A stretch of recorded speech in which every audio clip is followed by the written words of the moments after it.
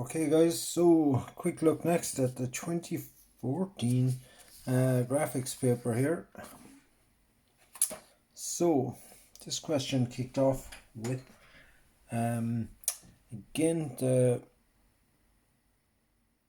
flight of a ball, but really what we're talking about here is lines, true lengths of lines, and true angle off the ground and stuff. They're all the things that we're going looking at here. So the line PS in plan shows the start of the flight of the ball for the first penalty kick. So the PS, the one on the left, is the first penalty, and the ball crosses the goal line at a height that is halfway between the ground and the crossbar. Okay, so it crosses the ground halfway between the ground and the crossbar. And the important thing here, it says draw the projections of the full flight path. Okay, so really, like, we want to know where it hits the back of the net, I guess. So I think the easier way to do this now is probably by starting in the end view. Okay, so the height of that there is 32, which would be 16, would be the halfway point. So I'll do this in a color actually. So if the ball was here and goes through them halfway up here, it's going to hit the roof of the net. Okay, so that's why it was a lot better to start this in the end view. So that's where it's going to hit the back of the net.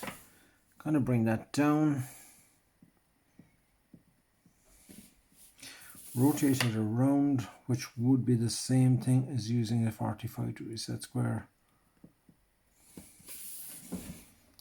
And this is along the top of the back of the net.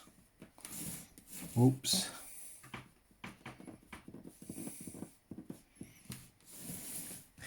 And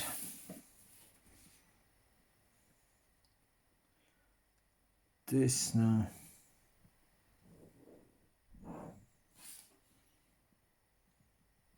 Okay, so the thing is, this is crossing, the ball is crossing the goal line here halfway up. So you got to be able to picture this ball rising, or this line rising, but it's actually hitting the sloping part at the top of the net there. So that is the first part of that done. Draw the projection, the full part of that. And then in the front view, okay, so when I bring this up here, here's the ball on the ground. Just index that P, and we know that it hits the back of the net at this height.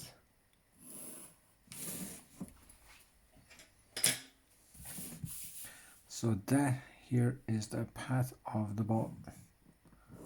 Alright, so all of that is okay.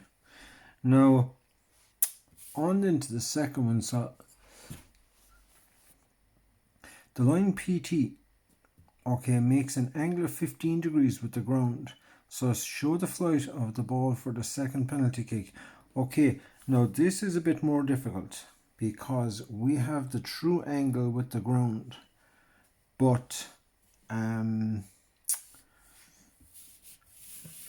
we don't know how far the ball travels, even though I'll use a different color as well now for this. I might put this in red or blue or something. Okay, I'll go with blue. Okay, so here is the path of the ball. So I'll just put an arrow on that.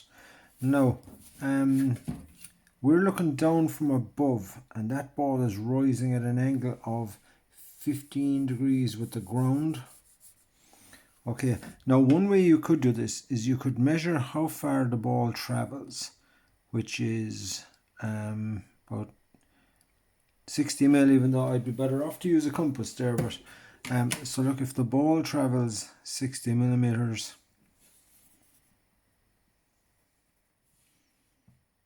okay, and I'm going to call that that distance and plan distance D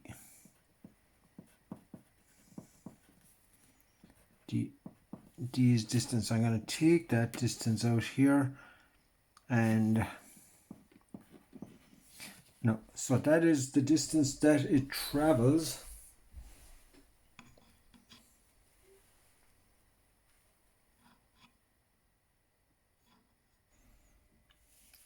Okay, so I'm just going to draw the back of the net here, and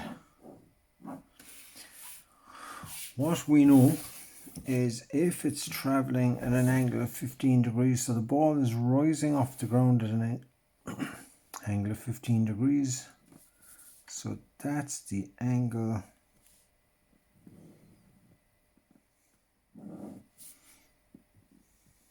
Now this is the true length that the ball is traveling, and I'm going to write in the 15 degrees here as well. Okay, just so people can see, so that is the height up the back of the net, the vertical height up the back of the net that it hits. So I can mark that height up here. That is the height that the ball hits, and indeed I can draw it in there now if I want. So this is the second shot. Oh yeah, this is in blue.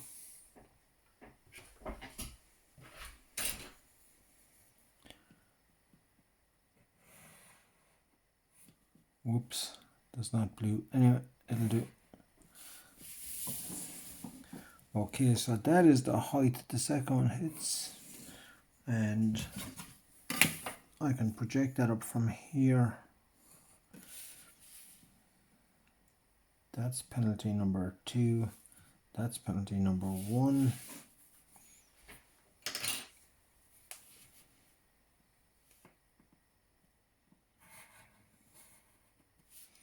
I'll just stick an arrow on these so you can see the direction that the ball is traveling. Okay, so that was one way of doing it, by taking that true distance and marking it off the drawing. Now I could have also done that a few different ways that I'll just talk about here for 1 second. I won't talk for too long about it now, but I could have just knocked that down. I'll just put this in here as well. I could have rebatted or knocked down that triangle there, because that is a triangle that's along the ground, and the ball was rising at 15 degrees. If I got my protractor, mark 15 degrees, and I could have drawn this triangle here, giving me the height h here. That's the same height that I got from over there, and I could have done it probably with rotation as well, but it wasn't really suited by rotating the penalty kicker out straight and bringing it up to the in view and going 15 degrees. I could have done that, but I'm not going to go through that because I think there would be just too much content on that sheet. So that's the first one sorted. Full flight path on all views. Okay, so then on to A2 there. So this is a pencil, which is a hexagonal prism cut by an oblique plane or VTH. Okay, so it's cut by an oblique plane, so you can see the pictorial. Whoops, just adjust that camera now, sorry. Okay, so you can see in the pictorial of it over here, that is the horizontal trace and the vertical trace. So it says complete the plan and the elevation of the cut prism. Okay, so again, now important here, so we've got the auxiliary. An auxiliary elevation is also given. So here's our front view, top view, and here's the auxiliary. And we've already got 4 of the 6 points, because I'm going to number these. We've got 1 and 2 and 3. We need to find 4 and 5, and we've got 6 when I get all the way around. So here's 1 and 2, here's 3 and 6, and I just need to find, here is 4 and 5 up there. So I'll start by bringing them down.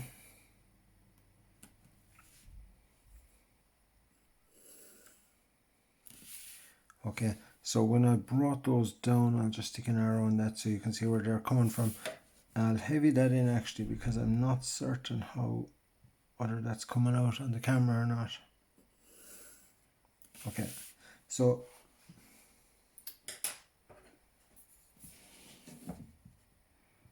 we now have the definite positions there for the 2 top edges. Okay, so that's 4, that is 5, and that's all of the top view.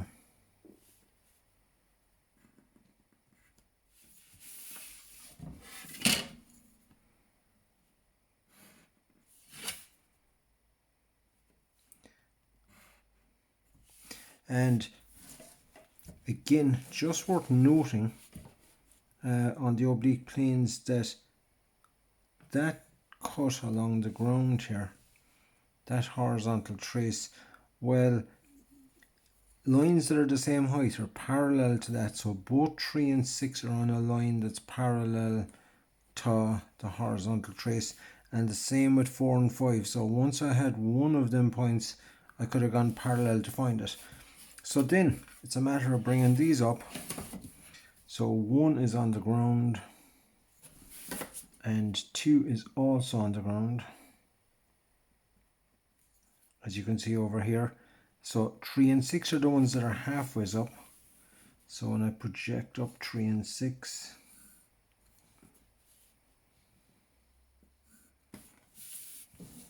they're at this height.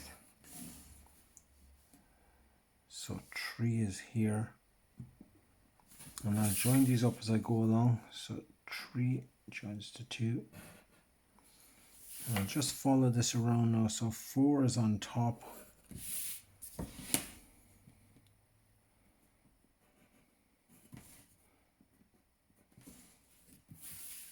3 goes to 4.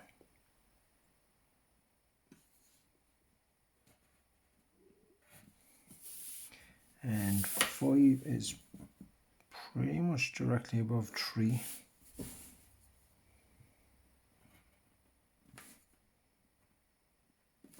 And finally then that comes back down to 6.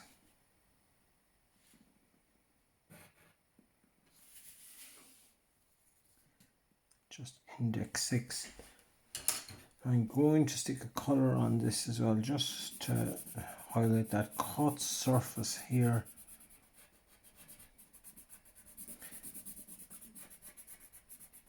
I just really strongly recommend that you use colors and all these to help you to visualize these. So look at that edge view. That's the edge view there of that cut surface. And in plan,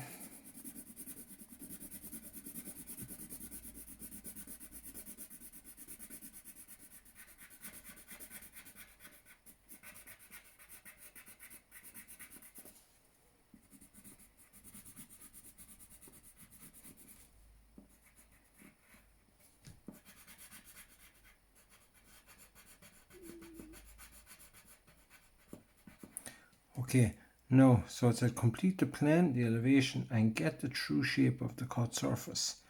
Okay, now I'm going to look at 2 ways to do that true shape again. Now, anytime you have an edge view, which we have of the cut surface here, if I look at 90 degrees to that, I am going to get a true shape of it. So if I project these lines out here,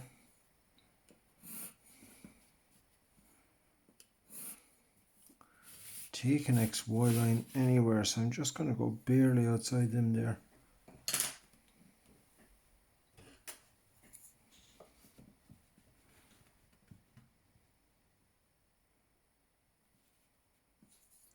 So I'm going to put a new XY line out here.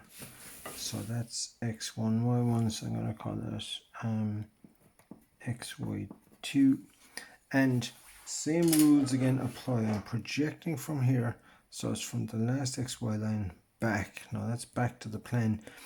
No, I haven't talked about this at all yet, but I'm going to look at taking a datum line here now to reduce the amount of space, because if I was to measure, okay, let's start with 3.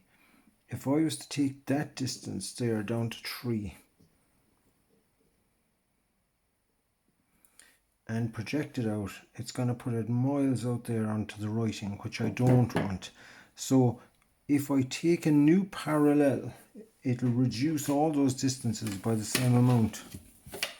Okay, so a new parallel down here, and that's called a datum. Now I'm going to take it through 6. Okay, I'm going to take that datum through 6. And I'm going to write it here, that datum, T-A-T-U-M.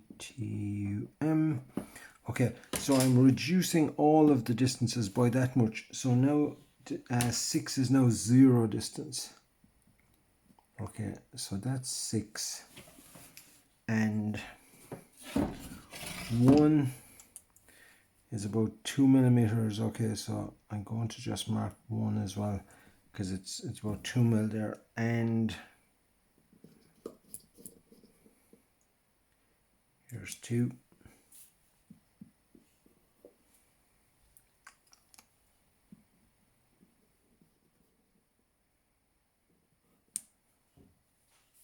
And now 3 is here where we can see it.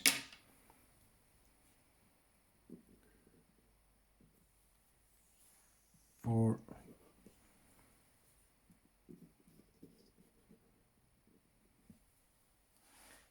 And 5.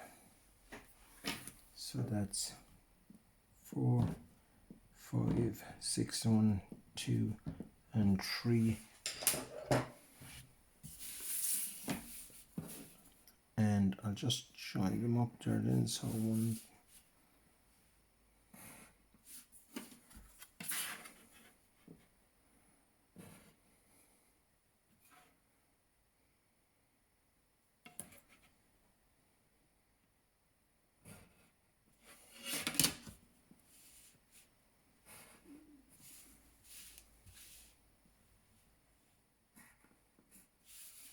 Okay, so that there is the true shape of the cut surface. Okay, so but that's done by an auxiliary. Now that would not be my preferred way of doing this, but it's pretty simple and straightforward, and it's a good way to know. I'm just really quickly going to run through. So that's done by an auxiliary. True shape by auxiliary, AUX.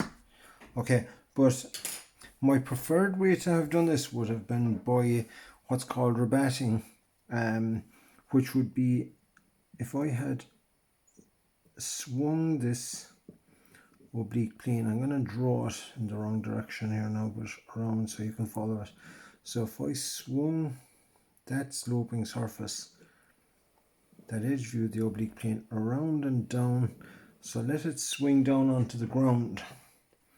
Okay, so that is pretty much the equivalent of, if I show you here with the, it's a sloping surface, and if you flip it over and down onto the ground flat, where basically that's the principle, and I can bring these down then parallel to the horizontal trace.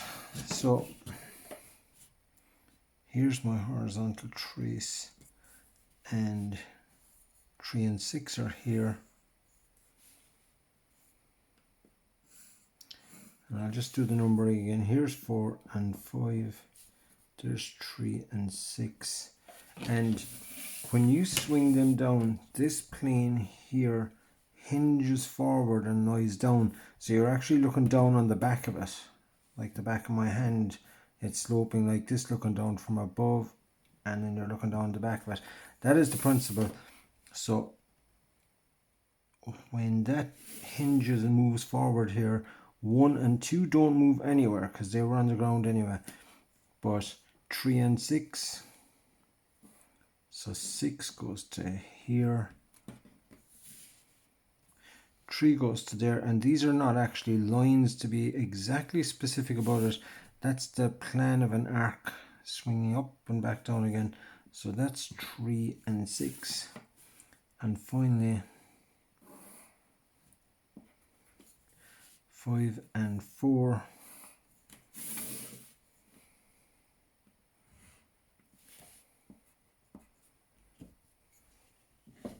I'll just join these back up.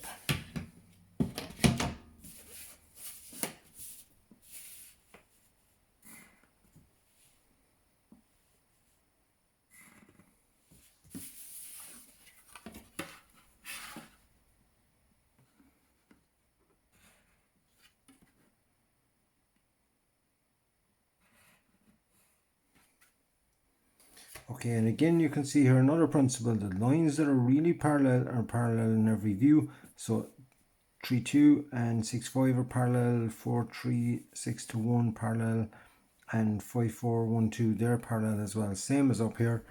And finally I'll just slap a quick color on that. Okay, so that is done by rebatting. And I just think there's a lot less drawing and a lot less measuring in this method, but there probably is a bit more understanding of it, because it's definitely a feature of graphics, I suppose, in anything really, that the more you know, the easier method you can find to do it. So that's the true shape by doing a rabat. Okay, so that's A2 done. Now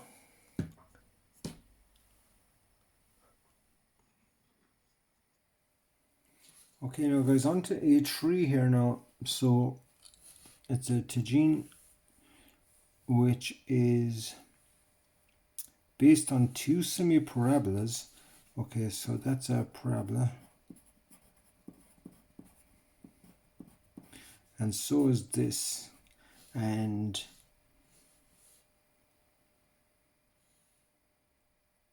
the bottom of it there then is based, so this is based on an ellipse. Alright, so I'm going to do the ellipse first.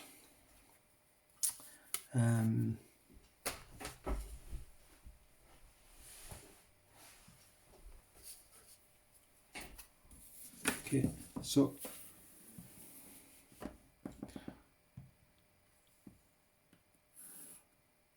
just take a spoke there, if you consider that's the phrase you'd use. So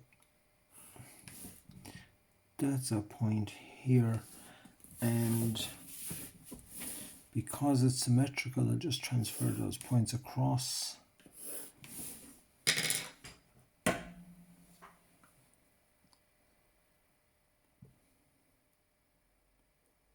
Okay, so there's some points.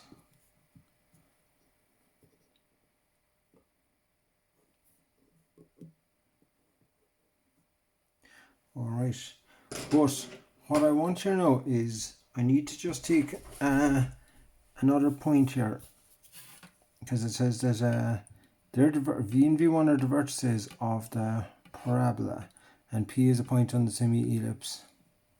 So it says complete the elevation and show clearly how the exact, and I'm going to heavy this in, it says show the exact length of the base is obtained. Okay, so the flat base running along here. So what I need to do there really is I need to take an extra point again, because if I extend this over light enough and extend that over, and if I draw this down here, I'm guessing the end. Now you might say, well, you know, you're not far out, but really I want a point that's along this line. So what I'm going to do, and I'm going to put this in green, I think there, so you can see, because I want a point on this line, I'm going to draw a spoke out through there. There's where it hits the major circle, bring that up, and that there is the definite point. And then I'll just transfer that across there then. So that there is the definite point, so there's no guesswork involved in it. If like another alternative, I could have just taken a random extra point down below the line here, and at least I would be going towards a definite point. So just as you don't want to be guessing the end of it anyway. So that's going definitely to there. And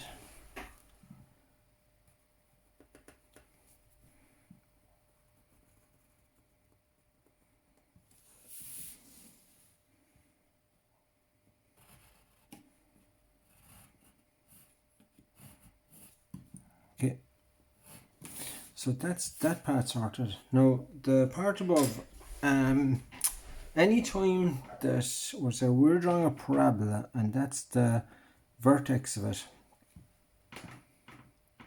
but you can be pretty assured that if you've been given a point, okay, if a little bit of the construction work is done, so like that's done to help you.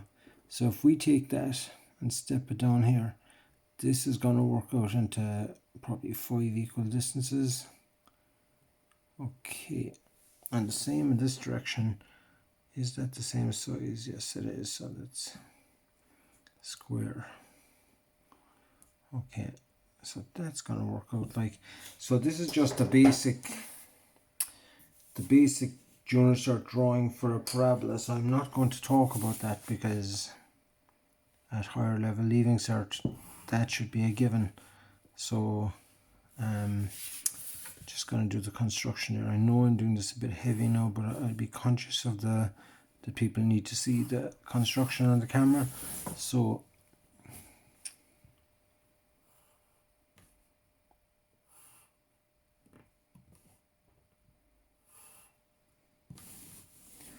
okay, so that goes to there, second to the second.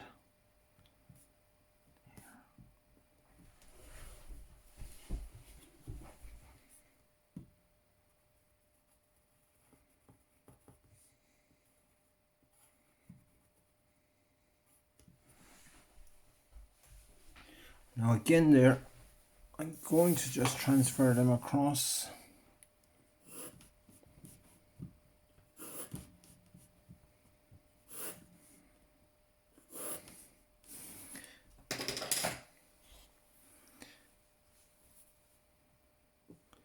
Okay, so we'll just do an axial symmetry across the center of that there. So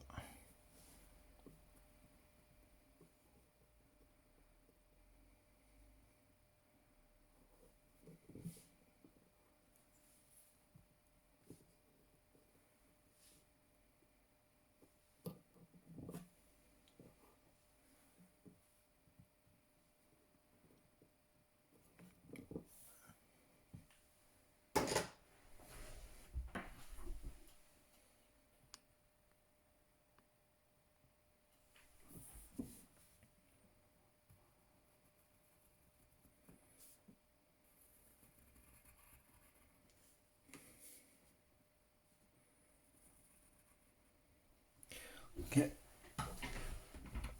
so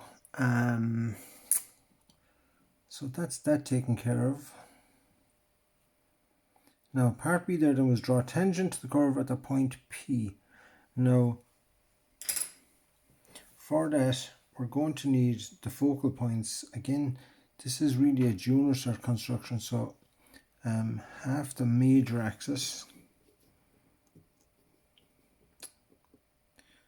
swung from the end of the minor axis gives us the focal points.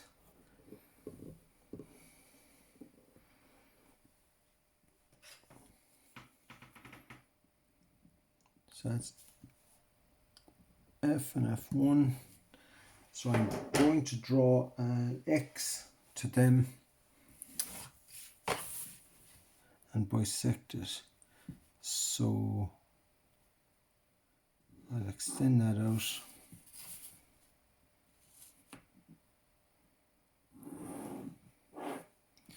Okay, now if I bisected that angle, it's going to give me the normal, but if I bisect this angle, it's going to give me the tangent.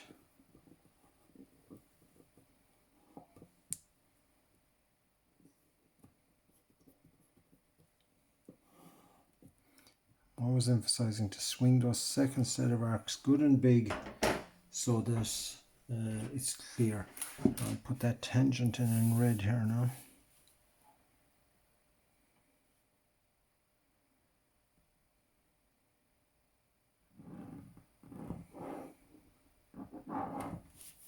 Okay.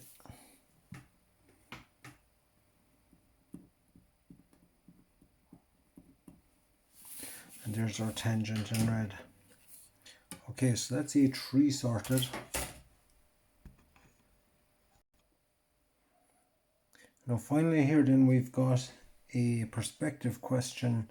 Okay, so here is the spectator. I always like to give the spectator a hat and some feet, just to kind of help you think that you're standing, you're looking down from above. So the spectator, we've got the picture plane here, and we've got the net, and we've got the right hand end. Now again I'm going to dig up a color here. Alright, so I'm gonna just see again that I'm gonna put the rectangle here in yellow, and the same with the one opposite it here, because it just helps a lot to understand it. Even I know it slows it down and everything, but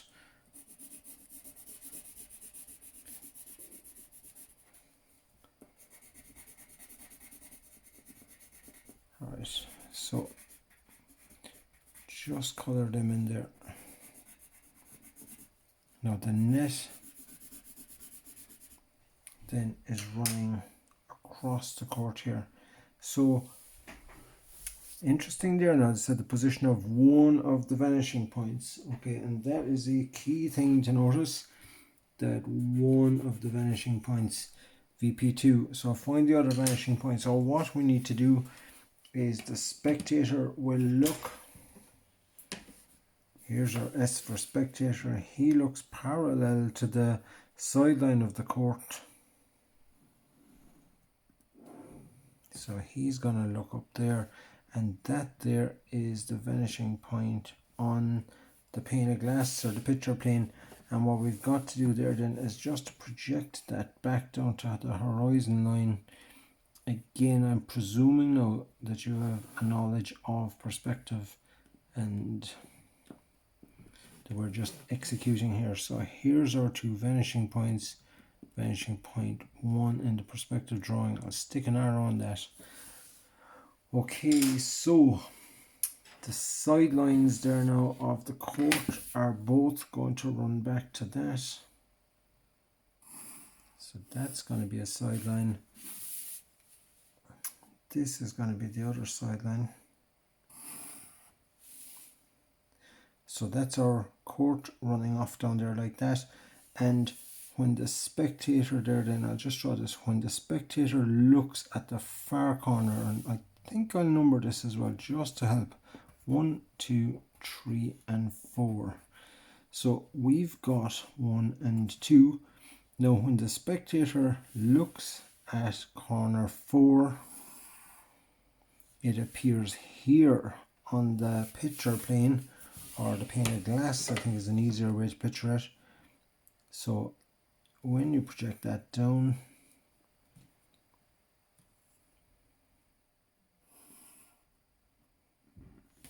that has to be 0.4, and the far side of the other parallel lines are running to here.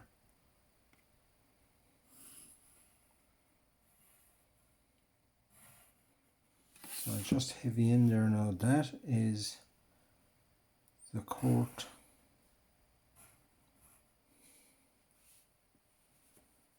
I'm going to colour in the net maybe there later on, so I'm going to just leave that as if the net was a heavy object, even though I suppose it could be heavy all the way through it.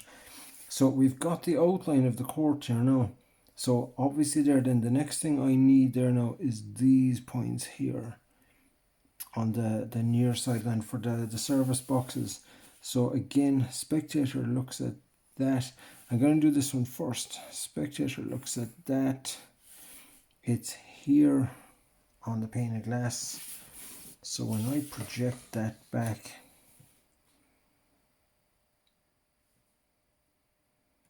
so that point is here. I could call that 0.5 maybe, just to kind of help people that aren't that familiar with it. And that's vanishing back to here. That's a heavy line going all the way to the vanishing point. Now I'm going to look at a different way of finding 0.6. Again, it's no harm just to look at a different way of doing that, and I'm going to extend the pane of glass off down here, picture plane, just to extend that down. Now if I extended out this line into the pane of glass, here's this 0.6 on the pane of glass, and if I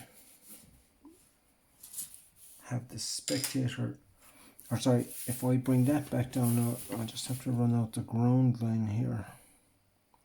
Now this is a really useful method of transferring points and stuff as well. So I ran that, extended that out there into the pane of glass, which is the ground line because it's along the ground. So that's that point here when I bring it down, and that is running to the second vanishing point here, vanishing point 2. That is the direction of that. So I'll keep it in its color here. I'm going to run that back to here. So that line there is this line here, and that contains 6, and that other point over there as well. Now again,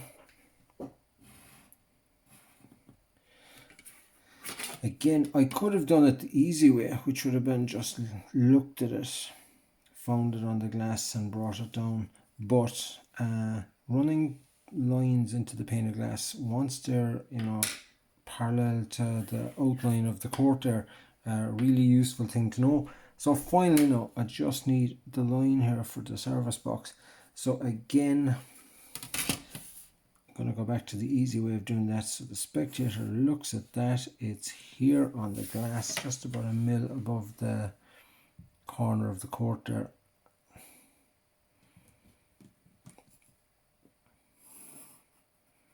So that's that point here, and that has to be vanishing back to there. So that line is here. And again, if that was a proper net, I could just draw that, but finally there I wanted to just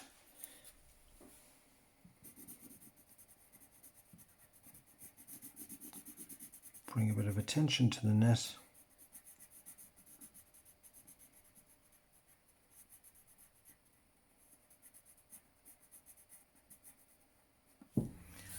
Okay, and here was our net over here.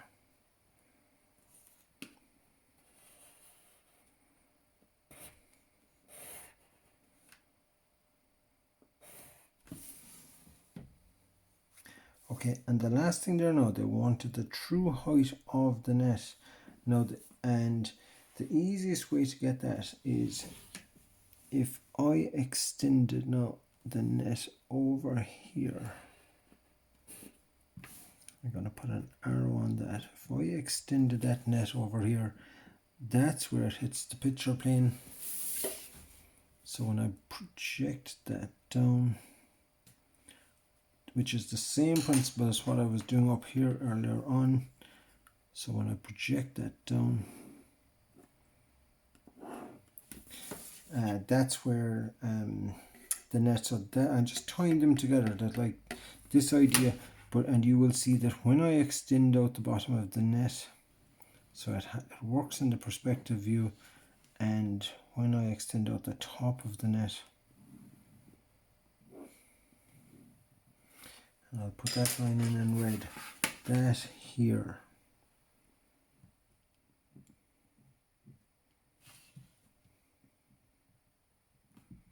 That there is the true height.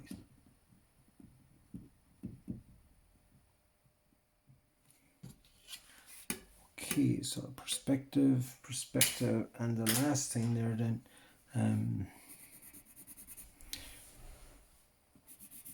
just to satisfy my own OCD, would be just to color those in there as well to link it back in again.